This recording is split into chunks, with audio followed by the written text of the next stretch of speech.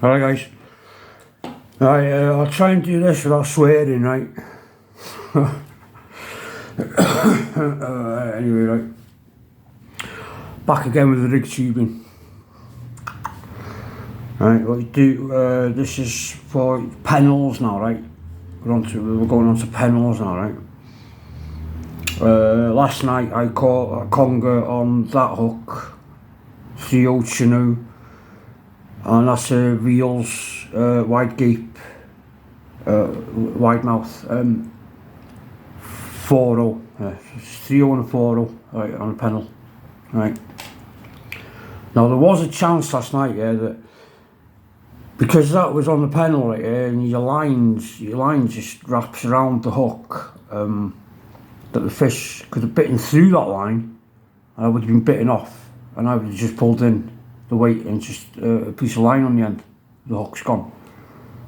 Right, now there's a little bit of a trick to protecting that line, right, using rig tubing, okay? I'll show you now. You put your rig tubing on, okay? I've already cut this line already to length, right here. You don't put a swivel on the end, you don't put a hook on the end, you put your pennel on first and get the orientation right after, okay? What you do is grab your pennel. I'm trying to get this right for the camera, it's a bit awkward like this, I don't know why, but it is. And you feed, as if you're feeding a worm on a hook, okay?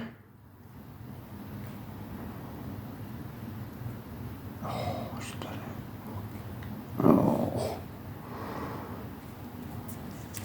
that broke. God damn it, man. Right, I said I'd try not to swear, I'm trying not to here, because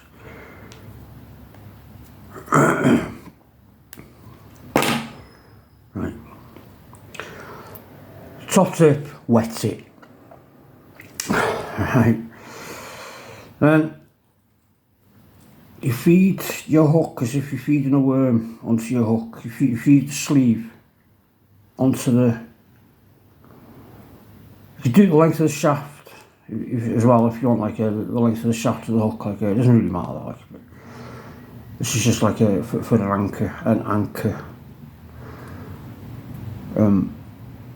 Sort of thing, right. So then you've got your pennel hook on there, right? And then you start feeding stuff onto it. Put the line going to your main line up. Okay.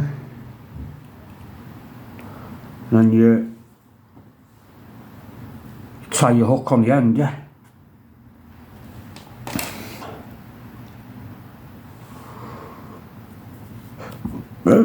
Excuse me. Now, you'll notice that I haven't wrapped that yet. And that's pretty much solid in place, yeah. You can wrap it once and that's all you need to do. Sound that in place, yeah, it's solid. And it adds the protection for the knot.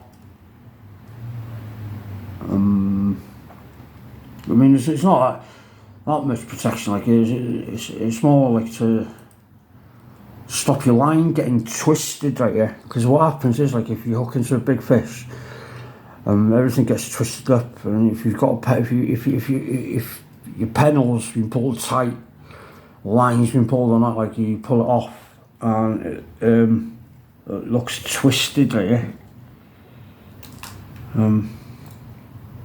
Depending on the line you're using, does that sort of thing, yeah. You can see that it goes like that. It was worse than that. Right, but there you go. More uses for your rig tubing. Another top tip as well, right, for your fluorocarbon: clinch knots. Okay, so you can move your pennel out of the way. Clinch knots. Right, your typical blood knots, 6 wraps around the back through the hole. Right. With a clinch knot, you can go 4 times. Okay, I'll show you.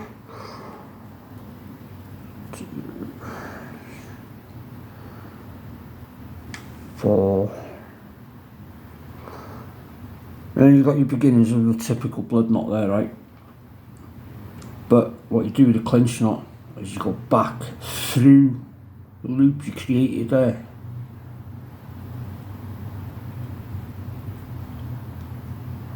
Right, and then just wet it as you do.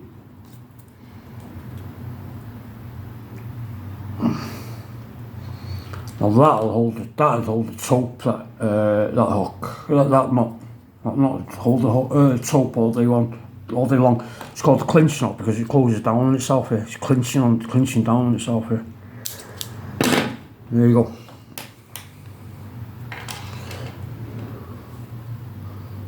Good way of using rig tubing for your pennels. You can do that all day long. You can also use it for the knot protection as well. You know, you could put a piece over that if you want to. I've just done this like to show you as an example there. Right. So there you go. Sorry for the poor focus, blah blah blah, or whatever like it.